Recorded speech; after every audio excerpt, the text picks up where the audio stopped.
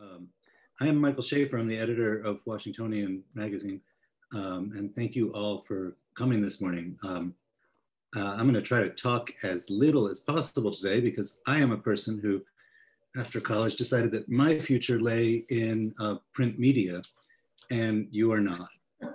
So I don't know if I've got that much to add. But I do want to thank you all for being here, and I want to thank Hugh and Salesforce for sponsoring it. And I want to turn it over to Hugh for just a minute to introduce himself and talk a little bit about what interests you in this conversation. Thank you, Michael. Good morning, everybody. I know some of you don't know others, so glad to meet you. Good to see the others. My name is Hugh Gamble. I represent Salesforce in DC as the Vice President of Federal Government Affairs. We're pleased to be sponsoring the Washingtonian Tech Titans Roundtable today as we discuss tech trends in 2021. In my role as the Vice President of Government Affairs at Salesforce, I oversee all U.S. federal government relations and public policy for the company and play a role in expanding Salesforce's presence beyond Northern California here in Washington, D.C. I'm excited that we've got all of you here today, tech industry peers and leaders, to discuss the tech trends of 2021. You represent a diverse range of technology companies with unique goals that have no doubt been challenged by the pandemic crisis. This topic is especially important as we enter a new year and leave behind one that has been full of unexpected challenges, forcing all of us to rise to the occasion and create modern solutions for problems with powerful technology at the core of how we innovate for a better future. Those of us that are here today are creating the tech trends of tomorrow, and I kind of look forward to hearing what all of you have to say about this upcoming year, hopefully a more predictable year than this past. Personally, this topic's fascinating to me and Salesforce because we're at such an inflection point of technology playing a heightened role in each of our lives. How we as society have leveraged technology to respond to an unexpected crisis. Slight parenthetical, I had a thought the other day of what this whole experience would have been like if it had been 20 years ago. And technology has really enabled us to deal with the crisis, to close geographic gaps. It's been a fascinating situation to watch if you can sort of detach yourself from the utter banality of it all. But it's an incredibly important time, and we're going to start to see a transition out of this crisis, hopefully. And we're going to look for opportunities to pull some of these trends that have really accelerated over the last 9 months or so, trends that were already in the stream, but have really been pulled forward and accelerated technology as it is used by everyday consumers, by businesses in their everyday activities. And so I do think we've seen a real sea shift of things that is not going to reverse itself just because we see ourselves emerging from this crisis. We're faced with a radically changed political landscape here in DC. We've got heightened scrutiny, significant amount of potential legislative backlog, and that's just what we can kind of predict. Looking forward to the discussion about all of this with each of you. I want to thank Washingtonian for gathering us all here today for this important discussion. I'm now going to turn it back over to Mike to get the conversation started. Thank you so much, Hugh. Just a couple of housekeeping notes before we start. I'm not going to enforce Q&A or raising your hands or anything. I would really love it if people get just interjected, and we could try to make this conversation as organic, or at least as organic as possible, given the medium in which we're communicating. And I think all the other thing is we are recording the conversation. It'll go up on our site later. So you can send your parents and children links and they can see you guys in action.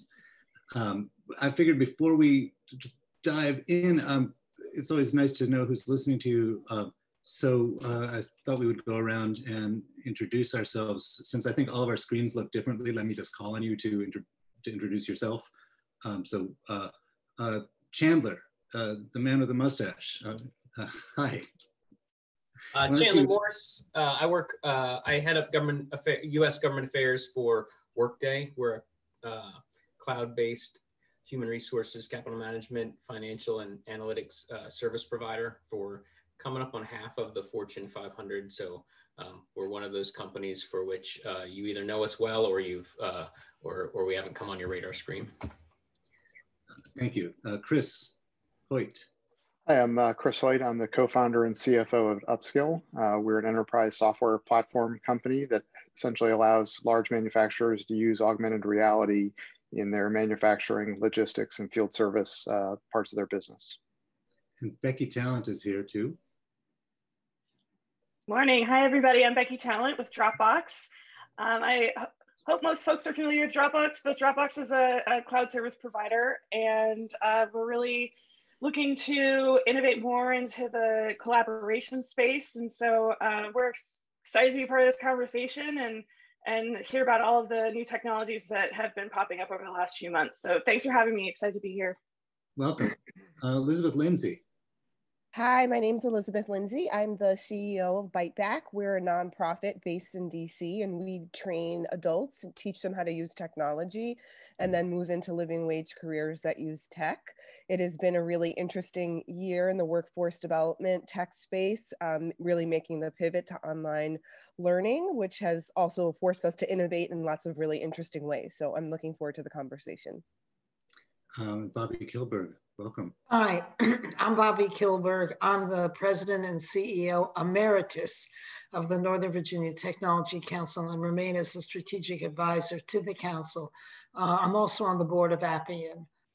Jennifer Taylor, who is here, is our new and present and CEO.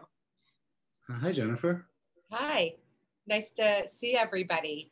I know many of these company names. So happy to be a part of this discussion. As Bobby said, I am the new president and CEO of the Northern Virginia Tech Council. So honored and pleased to be in this role. And I've been on board about 12 weeks. I'm looking forward to this discussion.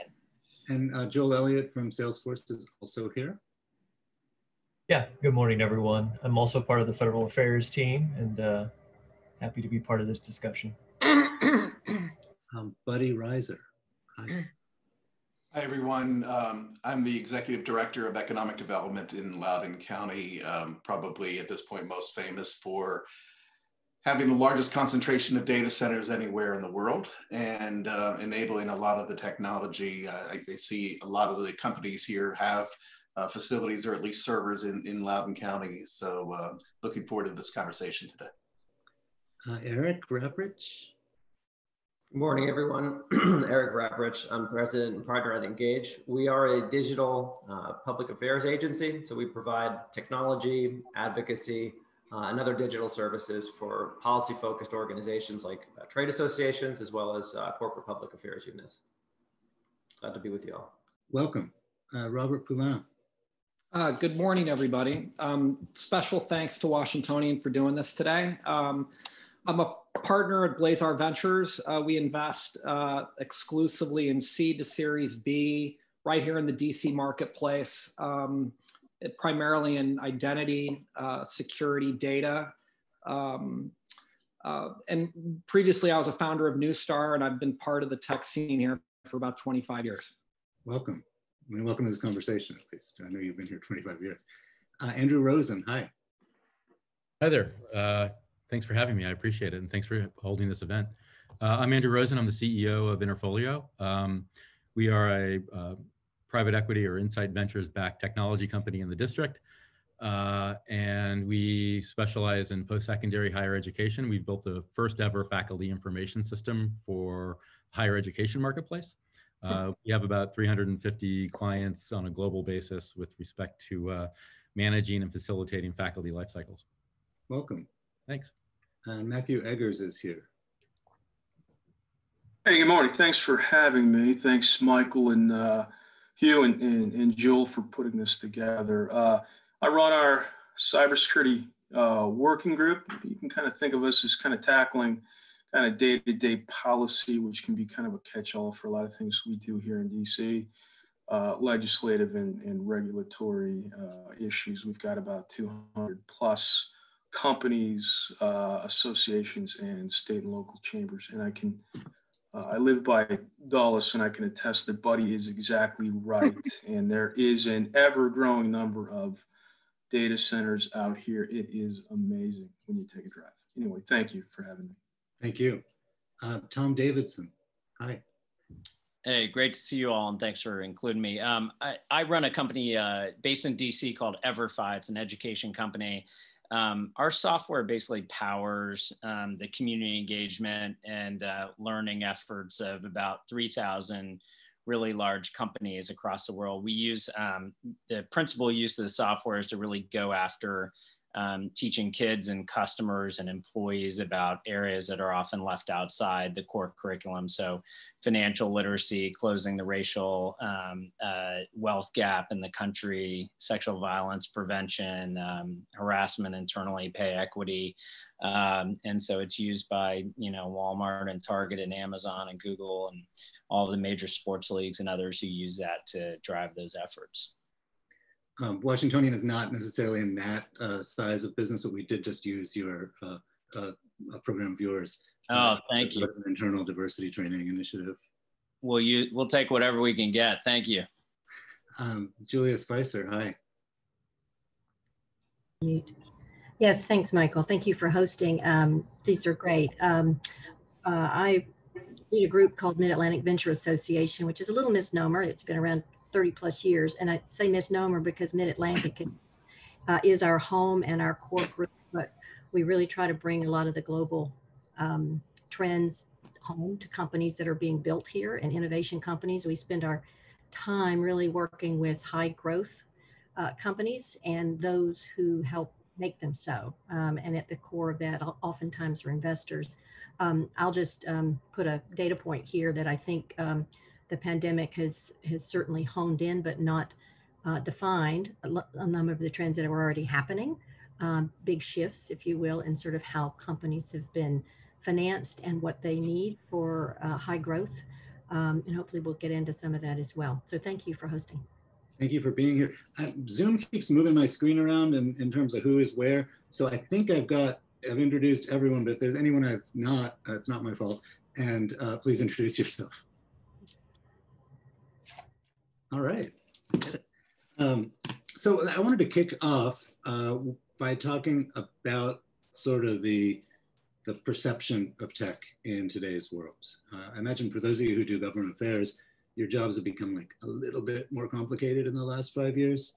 I think we have gone as a society from a moment when tech and tech entrepreneurs and Silicon Valley in particular were sort of thought of as these brilliant hero saviors of society to a somewhat more problematic reputation. And yet, in terms of businesses, as well as in terms of the impact on our lives, it continues to grow. Robert, I wanted to ask you, since you work with businesses that are growing and establishing themselves, how do you prepare folks for navigating this particular world, this particular cultural background?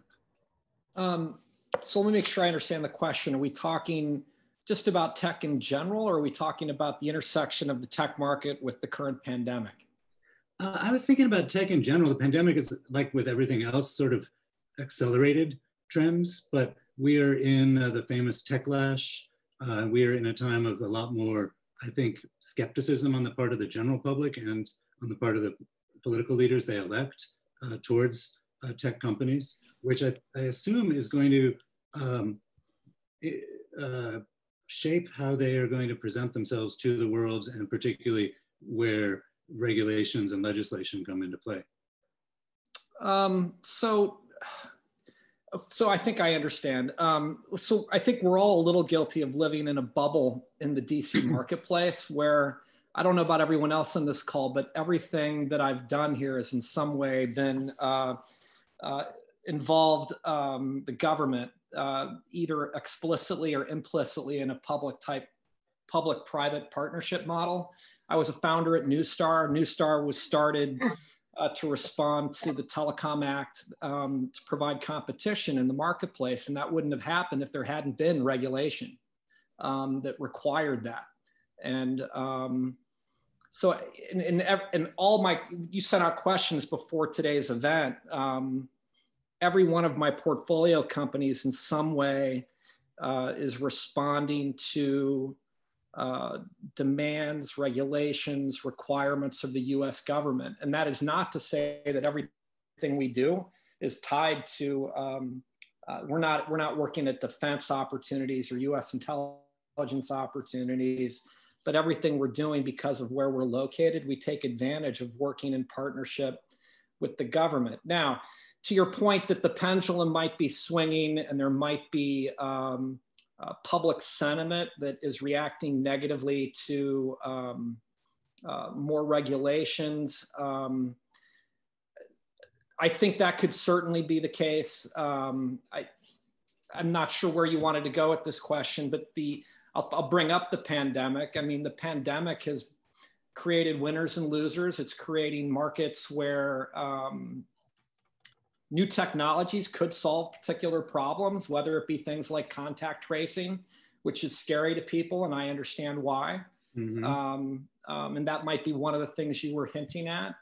But I also think that the pandemic is a rising tide for certain markets like telehealth, for example, that are just going to be here to stay. And technology is going to solve problems related to the pandemic. And now we all see, well, geez, I could do telehealth after the pandemic. That's, telehealth accounted for like 1% of all doctor's visits prior to the pandemic. It's now over 50%, as we all know. And people are saying it's going to stay that way. It's so much more time efficient. It's hard to imagine schlepping all the way to the doctor's office to refill a prescription. Well, exactly. So I'm not sure if I'm responding to your question or not. I'm a pragmatist. I don't think the pendulum is ever going to swing so far the other way that it's going to change dramatically what we do. I started by saying I think everyone on this call in some fashion is probably doing something in some type of public-private partnership with the government. And we, if you do it right, it's a win-win for lots of different sectors of the economy and the community. I'm a believer in that. Let me just jump in real quick, if you don't mind. Just something it's important to highlight out of that, which is that the pandemic has definitely left an impact and forced us to do things differently, whether it's telehealth or remote work. Tourism industries are really impacted by this, and they're forced to adopt technology, I think, in a way that maybe was inevitable, maybe not. But I think the upside of that is many of those things are probably here to stay with us in some way, shape, or form, supplementing those things as we move forward, rather than, my company, for example, we've become remote first due to the pandemic, and it's worked really well for us. And I know that when things go back to where they were, which is obviously going to be a little bit different, we're going to remain that way. And I think we're going to benefit from that in a host of ways. And so thinking about that as we frame, technology, recognizing that it's not just like a device or a thing, it's really ways that we augment our day-to-day business experiences and strategies is something that is probably worth unpacking as we think about what that future looks like. Can I add in? This is Bobby Kilberg. I think that for every positive that comes out of the pandemic in the sense of a new technology or a new use for it, there is also an accompanying downside and an accompanying requirement almost for increased government spending.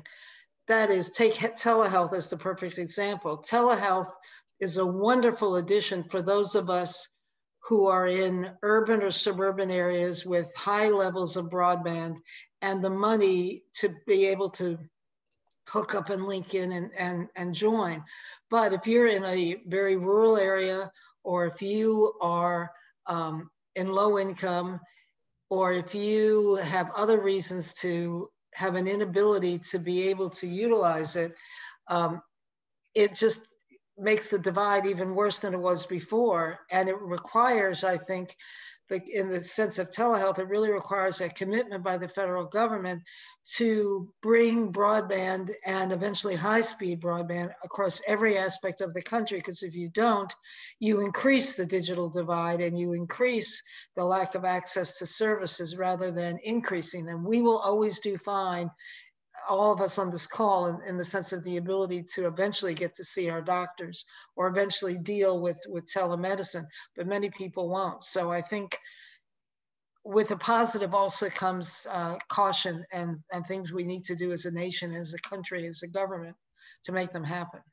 Bobby, agree 100%, and it casts a big light on that gap and the greater need for the broadband infrastructure you're talking about. Case in point, one of our ventures is a satellite venture that's aimed at providing broadband in rural markets where there's no cell coverage today. It would provide coverage directly to someone's handset, cellular handset. No towers need to go up.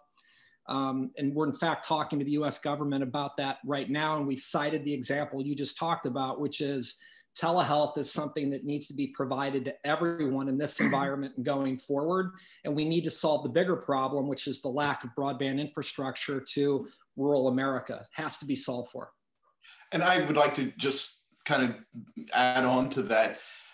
My community has benefited from COVID from a financial standpoint in that we're going to add 6 million square feet of data centers this year. We're going to, I mean, we have had to escalate our process in order to meet the demands. But I talk a lot about tech versus touch because our tech companies are doing great. But if you go a little bit deeper and you look at the unemployment numbers, it's those that are in the touch industries where human interaction is critical to their business, where they're really struggling. And, you know, you can put hospitality and aviation and restaurants and retail and more in that. But what it's doing is widening that gap. When you look at the education levels and you look at the just the numbers and the demographics behind those that are unemployed right now, it's the less educated, it's the lower income, and that unfortunately is something that to agree with Bobby, that we have to address proactively, because, you know, first of all, broadband can't be optional anymore. It has to be considered critical infrastructure. But secondly, you know, we can't turn an eye to those who aren't as fortunate as those of us on this call that continue to do what we do at a very high level because we are able to do it from home and we're able to do it from through technology. It's something that, as the government guy here, is kind of scary for me.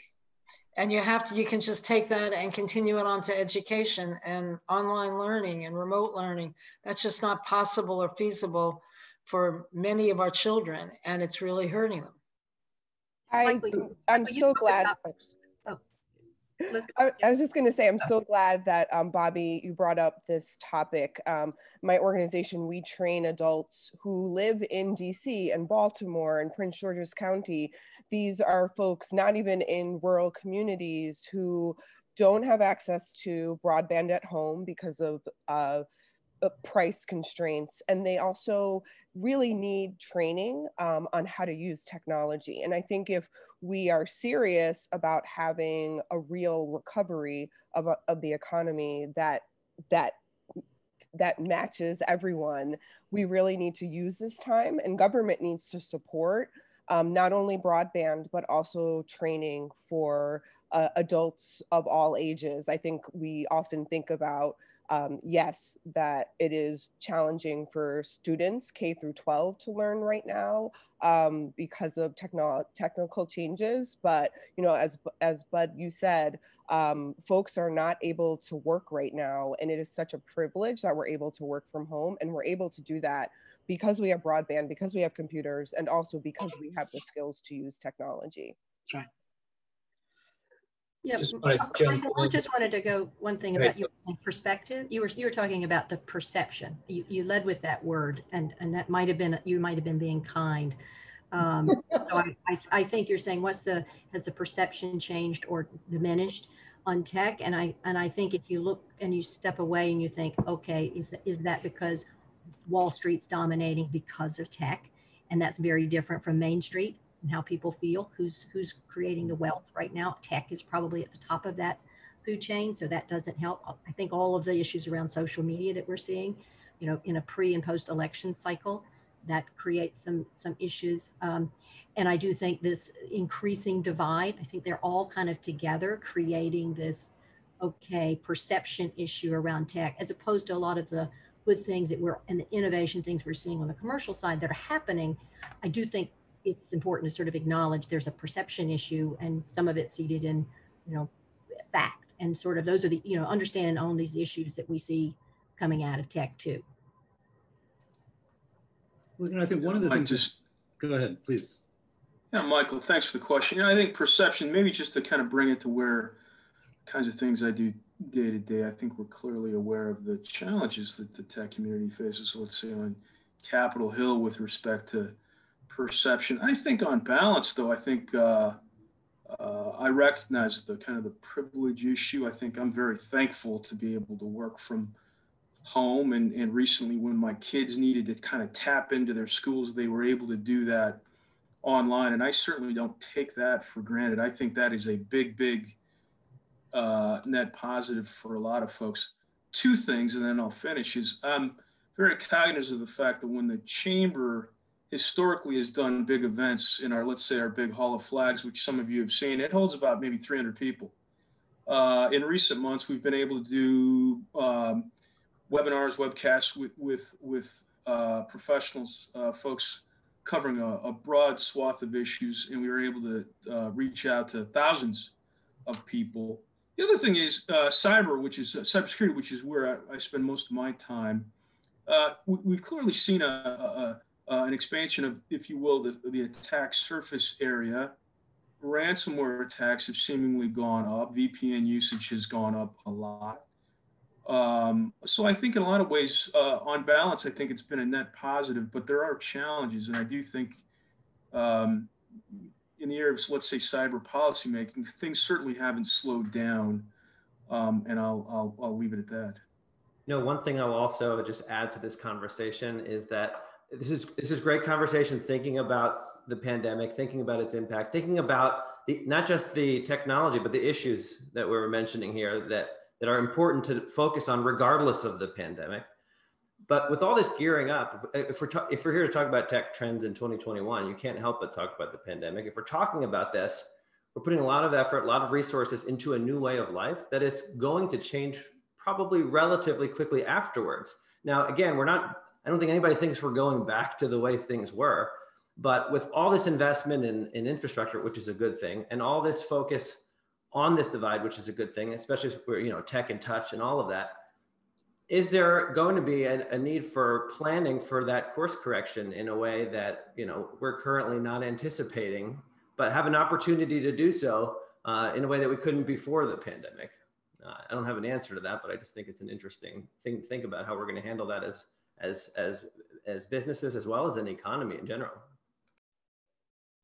It seems to me that one of the things I think of when I think of the perception of tech and how it shapes public policy and so on is, I think pre-pandemic, you had a lot of people, not in the industry, but sort of in the air of our society, who might say, God, our economy has become something that depends on like 4 people in San Francisco making an app that everyone downloads, or big evil tech companies like Facebook or Twitter that half of the political world hates, or that people are always mad at. And now all of a sudden we're in a pandemic, and we are relying on stuff for telemedicine. We're relying on it for sending our children to school.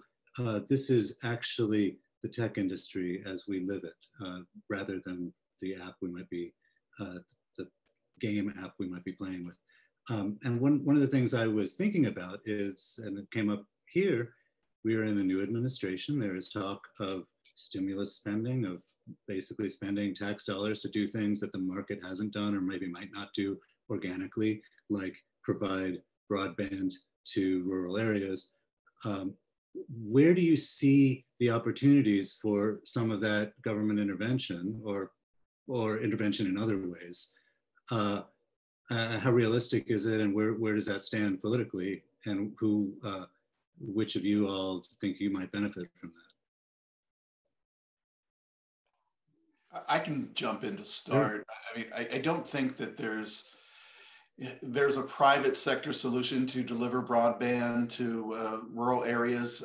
There's just not a business case for it. So if we're serious about doing it, it's either going to be new technology that figures that out, or it's going to have to be government intervention. And you know, even in my county where, you know, we have such a dense amount of internet on the eastern part of the county, we have pockets on the western part where there is no internet and very little cell coverage, and that makes it tough. I think it's going to have to be kind of an all of the above strategy. But, you know, to address Elizabeth's point, it's not just about rural. It's about having that same access to broadband as you have to electricity or water. It's that critical because you're talking about a social gap that is just widening, an educational gap that's just widening. So I think that we're going to have to invest in that. And it's you know, listen, the stimulus is as somebody who talks to dozens of businesses every day, the stimulus is critical right now, but it's also critical for county government, and it's also critical for the infrastructure, especially digital infrastructure going forward. Just to jump in, I think. Go ahead, Jana. Well, just workforce development is an area that we see a role for government. It's been a particular focus on some of the COVID stimulus relief packages. Certainly, the COVID pandemic is driving some, as I think was mentioned before, some of the things we're seeing have been, it has accelerated trends that we were seeing in a way that is frankly historic.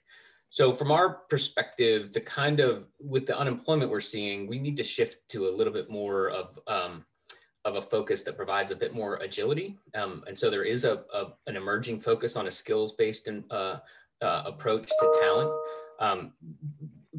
Historical educational credentials are great and they play a role, but in terms of the kinds of shifting around in the economy we're seeing now, we have to find a way to have folks be able to identify the skills that they have, identify opportunities that they can apply those skills to, identify skills that they should be growing that can provide them some economic power. And in that respect, technology plays a big role. Workday does a fair amount with machine learning in the skills area and talent marketplace area. When it comes to the government role, you know, I think others have said it's going to be difficult for the public, for the public sector to handle the kind of reskilling efforts that are going to be needed. So incentivizing some workplace-based reskilling efforts. Also, the data sharing that's needed to start to see what roles are emerging. You know, when you say to somebody, "Hey, you should go get reskilled," that's wonderful. But then the question becomes, in what? And that focus on emerging roles, a lot of folks point to ONET. Just to be clear, like ONET was never supposed to identify emerging roles. It was supposed to track long-term enduring roles. So finding sort of an ONET 2.0 where we can start to see what's moving in the economy, and then stacking on top of that some credentials that can really empower worker mobility. That's sort of our focus when it comes to what the government can do, looking at responding to the pandemic from a workforce perspective. Can I want to, excuse me. Go ahead, you. No, you go ahead. I just want to echo a lot of what Chandler said here. And I think one of the challenges, Salesforce put an enormous amount of effort and emphasis into our own training plans. We have a platform that's free for anybody. Anybody on this call could sign up and start to be trained in Salesforce skills right after this call. And so it's a real point of emphasis for us. Where we are really seeing there needs to be some government movement is in this issue of credentialing or non-traditional educational pathways.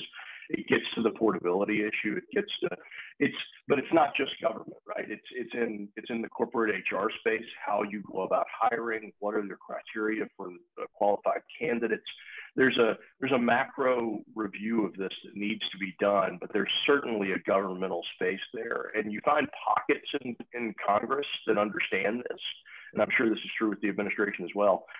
What we're facing is a real education gap with lawmakers and understanding not just that issue, but all tech issues. It's really easy to have a tweet that'll go viral and pretend you understand tech issues writ large, whereas you don't.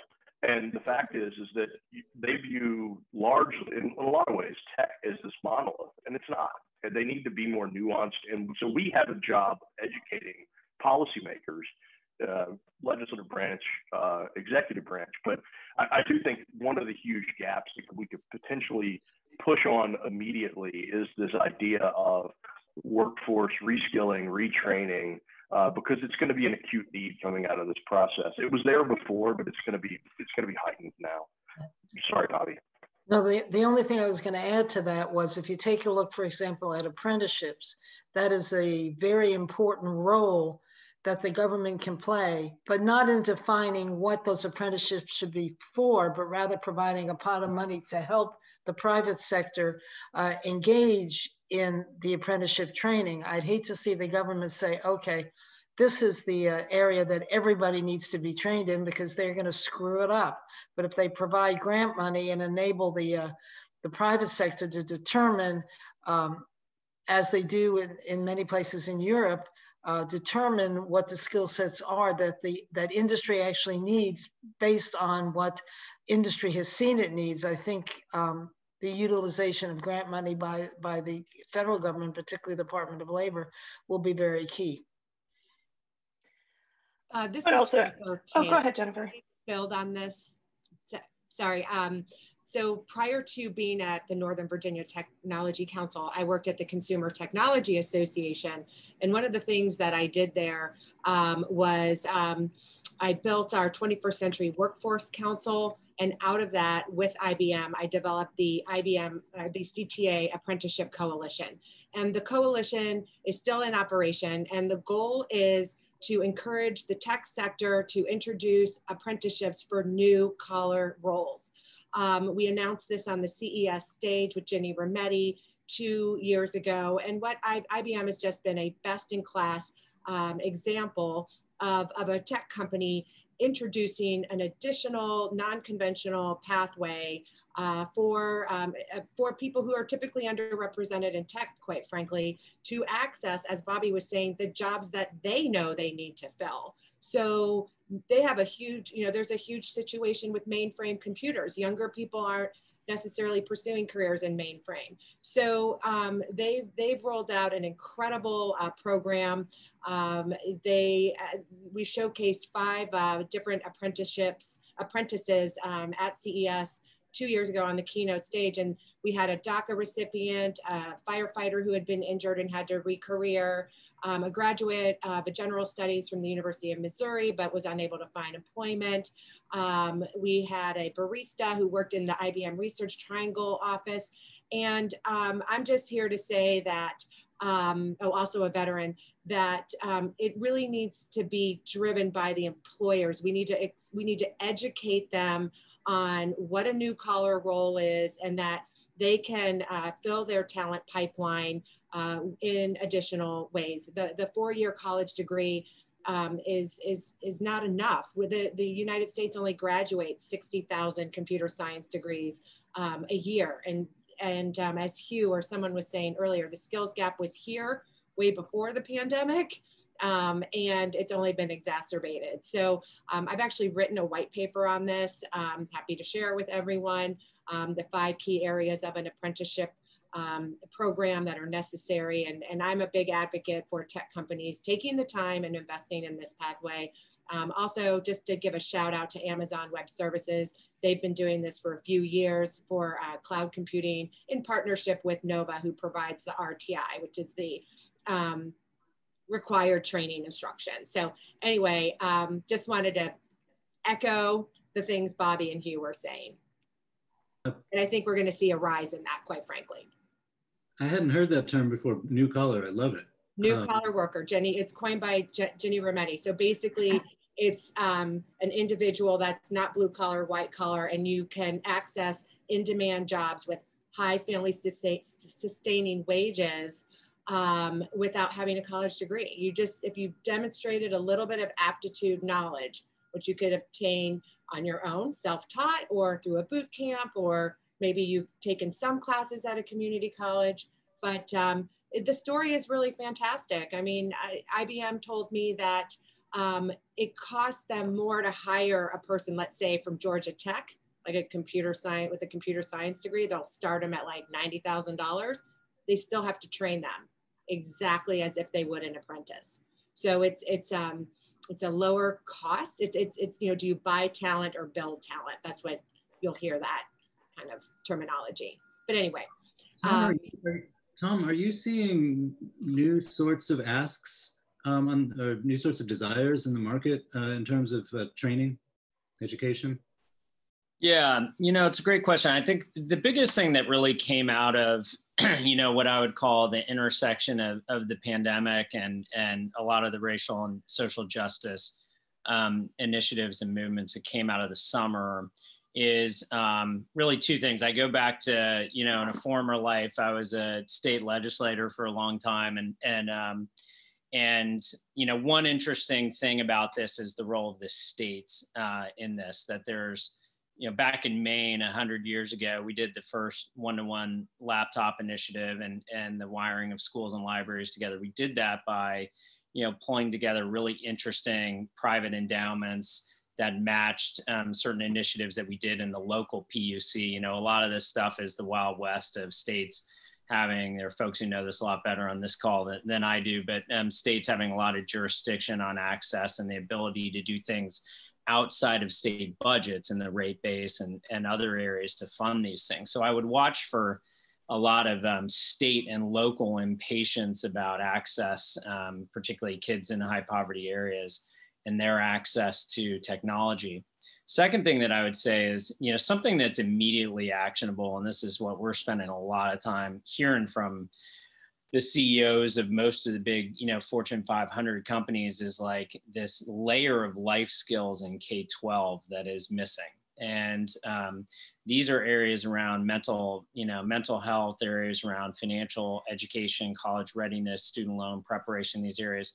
If you look at the way education is set up with regards to training, it's all left to, if you go to the Mississippi Delta, you've got, Indianola and Marks, Mississippi and Sunflower all making their own localized decisions on curriculum. That's the case in every single state in the country. And so what you have now, which is really exciting, is the ability for literally one company, $46 billion has been moved in the foundations of larger companies in the last 7 months to go after, racial and social justice initiatives. You have the ability for relative peanuts to build nationwide initiatives. We just launched an initiative with Mass Mutual. It's a $50 million initiative, but that, for 7 years is going to power financial literacy programs for every single middle school in the country. These are low dollar things that the federal government could never get, relative low dollar initiatives that the federal government could never get their arms around because of disagreements of local control and things. So I think you're going to see an overlay of curriculum and areas that going after reaching kids at a very young age in areas that tend to maintain cycles of poverty, really, deep cycles of poverty in the country right now. Tom used this word excited, which people don't use that much in 2020. But I'm wondering, and I'll just sort of open it up to all y'all, what's out there in terms of major technological developments that really could revolutionize either some of the things we've been talking about today or processes in general? Who is excited about something and share it with us, please. Before we talk about that tech, I just want to say the thing that I'm most excited about in this conversation so far is that we've been spending 45 minutes talking about things like connectivity, access, education. And I mean, this is a great pivot, right? Technology facilitates those things. It changes those things. It sometimes enables them, but identifying trends in tech, I think, is about clearly identifying these problems that are out there, specifically those with a real urgency to solve them. And I think it's going to be fun to talk about the different tech out there that could be applied to those things. But I love the fact that we're identifying that to predict the future requires understanding strategically what's going on in like a macroeconomic environment, as well as, specifically and local to the Washington area. And that's super exciting that that's what we're talking about from my perspective. In terms of what that tech is, I'll leave that to other people maybe better suited to answer it. So, Michael, if I could, I want to just make sure I can't help but offer up a thought. So you start with perception and then intervention. So, I think governmental intervention can be a mixed bag, but I think one of the things we continue to hear from our members, and I think the community at large, is we could use government intervention at the federal level to provide, let's say, grants to states, local governments to take advantage of a lot of the latest tech that state and local governments can leverage to improve, let's say the cybersecurity of their own networks and systems. I think if there's one thing we would probably want to see from an intervention standpoint, it has a lot of different shades, but I think that's one area that would be welcome. IT modernization, boosts on cyber, I think would be welcome anyway. Just couldn't help but throw in that point. So can I throw in here for a minute? Please. I think the conversation's been actually kind of interesting. You raised credentialing in non-traditional pathways. It's the lack of cohesiveness, that there's no standards, that organizations can't count on a standard. If you ever picked up your iPhone or your Android and there's a health app on an Apple device, and then you can go in and you try to connect your doctor's records to the health app, and you realize that's not just credentialing and new traditional or non-traditional pathways, EMRs, and there's just not a lot of leadership at a sort of an infrastructure level that says, let's get this organized, let's create standards that everybody has predictability and can write to. To your specific question about like what's interesting, I sort of look at the pandemic has promoted sort of, we've talked about a new normal, but we've had new normal from the 60s to the 70s, the 70s to the 80s, the 80s to the 90s, and so forth. What the pandemic has done is accelerated basically a path to a new normal. What we've had to sort of focus on is with the pandemic, for example, is new ways to collaborate, new ways to work smarter, and supporting our clients, what we would call the new normal. Like I'm in higher ed, they have been so distracted moving 40,000 students to online in 24 to 48 hours. And so when I think about like collaboration, like the reliance on Slack, congratulations Salesforce, but like the reliance on Slack and 15.5 and different ways of collaborating software, it's kept our organization not only together, but cohesive and on mission. Info gathering, we've had to get a lot smarter about bringing information right to the forefront. Like Salesforce gives us a ton of information, but organizing it, technologies like SalesLoft and Clary, and I could go through a whole host, but giving us the ability to work smarter. And then when I think about what we've had to do to support our clients' new normal, I think about cloud BI, cloud business intelligence, like Snowflake, and how we're using machine learning and data sets in ways to support how our clients are asking us to support their rapid change of business model. So I sort of break it down into like working collaboratively, working smarter, and supporting like new models. And the last thing I'd say is we used to be able to use technology because it solved a problem, but I sort of look at it and it's like when people are making choices for technology today, they're saying, listen, solve a business, economic, or life-oriented problem that I have, do it in a frictionless way, and hopefully support multiple personas, types of users in doing so. And so I think the approach to or being a technology company or a CEO of a technology company, you have to take those things into consideration much more today than, I don't know, 3 years ago, 5 years ago, 20 years ago. Becky, I think you started off talking about collaboration. Yeah, I'll jump in here on the collaboration part. And thank you, Andrew, because that actually tees up exactly everything that we're talking about at Dropbox right now. I think as a company, we were lucky to be pretty well positioned going into the pandemic. We've been a company that's been focusing on, accessibility to work regardless of where you are for a long time. And we've been building out products that really focus on this ability to collaborate no matter where you are and across platforms. I think Dropbox is really starting to push into the cross collaboration products. So we're at, our biggest competitors, is you're not going to be surprised, are Microsoft, Apple, Google. They're bigger companies than we are, and they have a big footprint in this place. And we know that different people are accessing different technologies at different times. So how do we bring those texts together and make sure that you can be working off of one platform, even if you are using Google Docs in one place and you're using Dropbox Paper in another place, and how do you not get overwhelmed by all the noise around you that is all of these different technologies that are coming at you at once. We talk a lot about work, and how do you minimize your work about work? So how do you minimize your amount of time searching for a specific document that, how often do we spend 20 minutes digging through our old archives to find this document that you knew that you built 2 years ago, but now you can't find it anymore? And how do you get smart about being able to make all of that more accessible to people across age groups too? So this isn't just something where people in their 20s and 30s are having access to this technology, but people, in their 40s like me and older, and making sure that they can understand these products.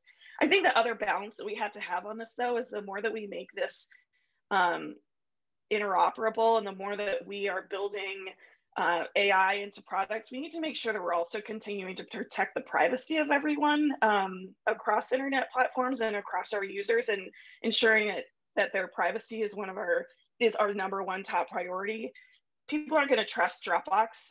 They're not going to put their tax returns or whatever it might be in their Dropbox if they don't trust that it's also safe and secure. And we're having a lot of conversations now about, especially children being online more, and what that means for protecting them and protecting the privacy of families and children. So I think it's important that we need to think about both being able to enable these technologies to make our work smart and collaborative and intuitive, but at the same time, we need to make sure that we're protecting ourselves and protecting our family members and friends from all of the nefarious things that could be out there. So I think we've talked a lot today about making sure that we can collaborate cross-platform. But I just want to raise that issue of privacy too, because I think especially at the state level, we're talking about it a lot more.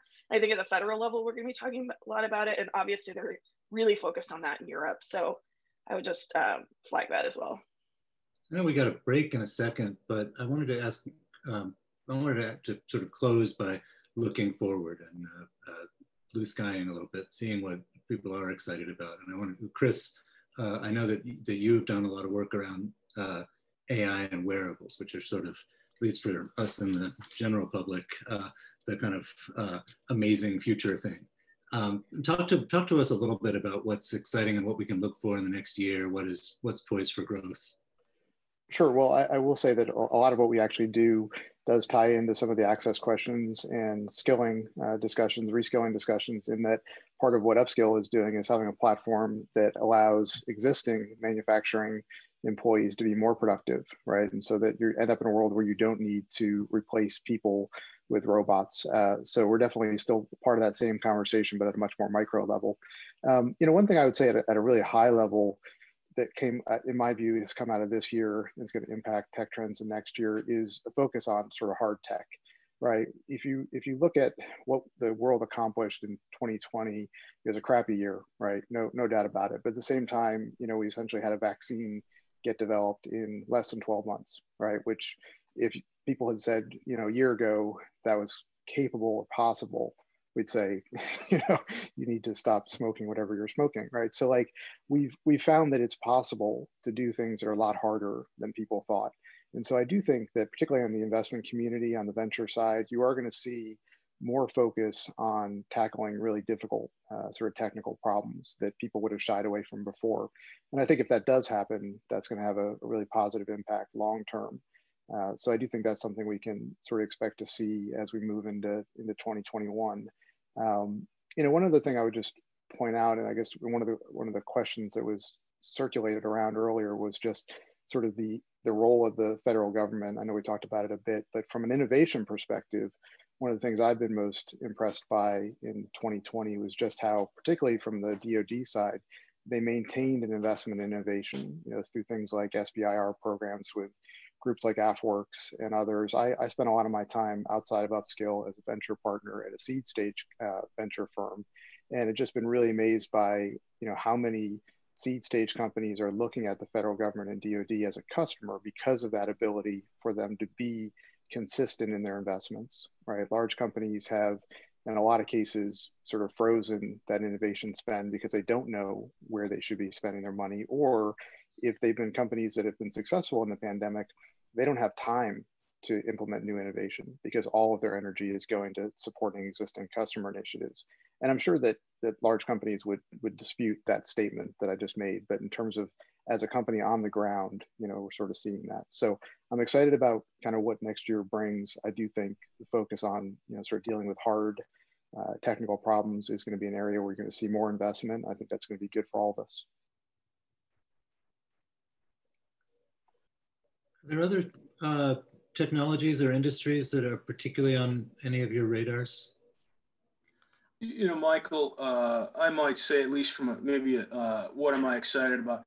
One thing that I think has been positive in an area where I work, and maybe others do too, is with the development of a baseline for Internet of Things security, which I think as these devices and such proliferate, and folks here on this call, you and your stakeholders, your constituents do more of what they do, I think hopefully that security baseline will enable more of what you all do, what our members do in a more secure way, right? I think that's something that's been developed kind of quietly, subtly behind the scenes over the last few years.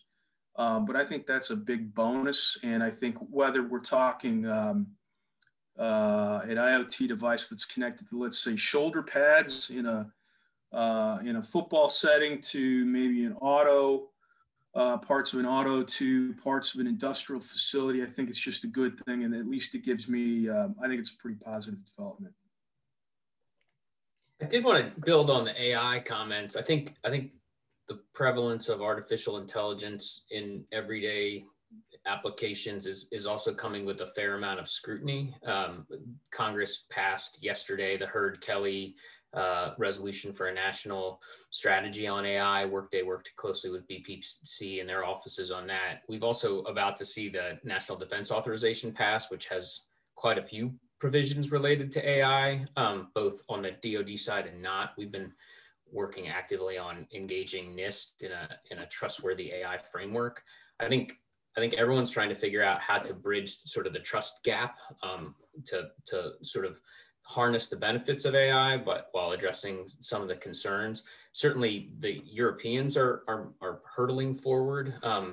They're expecting AI regulation in the spring. So if we're going to have a harmonized approach to AI regulation, something that Workday thinks is necessary, there's an awful lot of work to do, both in the short and in the midterm. I think that's a trend we can't take our eyes off for 2021. Yeah, and part and parcel of AI also is autonomous systems. And that's not just drones, it's way beyond drones. It's driverless cars, it's trucks hauling products, it's robotics, and all that fits right in with what Eric said. Was it Chandler, Eric, what Chandler said. So I think that can be an exceedingly exciting arena for 2021. And just to say something super basic, I think that we are, as Eric made reference to earlier, that I think that he said that Engage is going virtual first, so is Dropbox. The whole nature of work is just going to be changing. And that doesn't mean that we are, and like I said, I think Dropbox luckily was well positioned for that, but I think I personally am going to have to try to figure out what it's going to look like for me to be starting to do government affairs from my guest room at my house outside of Washington, D.C. So just the nature, and you're going to have kids graduating from college who aren't going to be going straight into a workforce, aren't going to be building those relationships.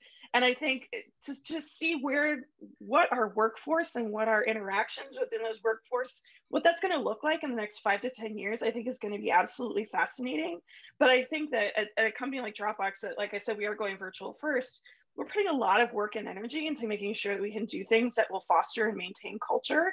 And some of those are technological. I mean, who knew Zoom would be what Zoom is right now? If we were talking about this a year ago, my dad, who's 73 years old, is getting on Zoom and learning how to use it and put up, different backgrounds, all those things that was a technology that I wouldn't have even thought to introduce into a year or so ago. So I think that there are things that we haven't even thought about that are going to be innovations in the way that we work and the way that we interact with our coworkers, but also interact with society the more that we're home every day. So I'm just excited to see what people are going to be coming up with. And I'm trying to look at this as an opportunity, as opposed to, you know, I do government affairs, I'm an in-person person. So I'm trying to think about this as an opportunity for exciting new innovation. So I'm super fascinated to see what that's going to look like in a few years. Michael?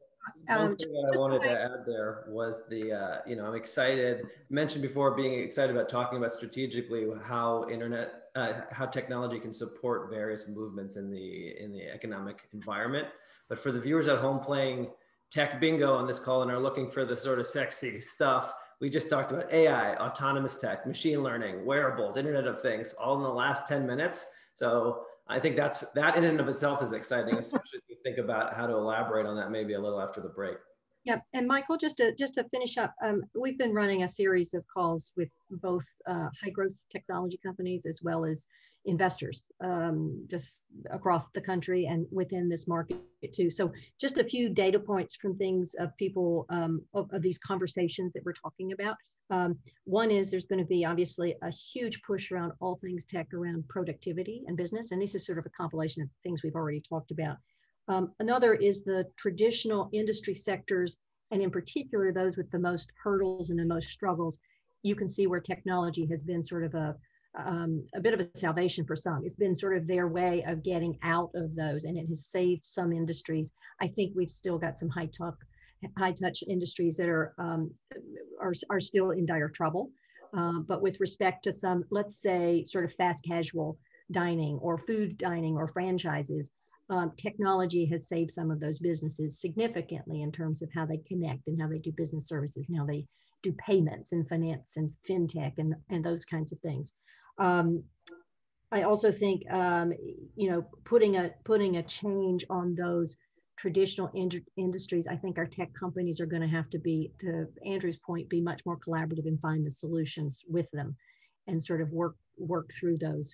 And I also would echo what Chris is saying, sort of the hardcore technology is becoming even more critical right now. We're hosting something, and all are invited, in January, which are conversations around about a dozen industries in tech, from AI to cyber to others, which include academic researchers from our region, as well as industry and investors and companies. So those kinds of conversations we're finding are becoming even more important, because it's about finding who's doing best practices, who's finding the application, and where the problems are, where people are solving. Thank you, and thank you all for coming. What we're going to do is we'll keep the window open for another half hour or so, since some of you don't know each other and might want to chat more informally. But before we go, I just wanted to thank Hugh and Salesforce again, and turn to Hugh for some last comments, if you got me. Sorry to put you on the spot. Not a problem at all. I just want to thank you, Michael, and for everybody for carving time out of your schedules. I know that everybody has a little bit of Zoom fatigue, which is also a tech trend of 2021, I think. But really do appreciate everybody prioritizing this. We could talk for 3 hours on this and still not cover the full landscape. But it's going to be a fascinating year, both from a policy perspective and from an emerging technology perspective. At Salesforce, I heard IT modernization thrown out there several times. I just want to go ahead and make sure that we sort of ring that bell one more time. Big fans of that. But other than that, just thank everybody for the participation, and Michael, again, for deftly moderating this group. Thank you all for being here. And again, the window will stay open. I'm going to vanish, but I hope you all stick around. And I would love to someday meet you all in person when I'm not in my daughter's bedroom. I'll talk to you later. Bye-bye. Thank you all. This is great.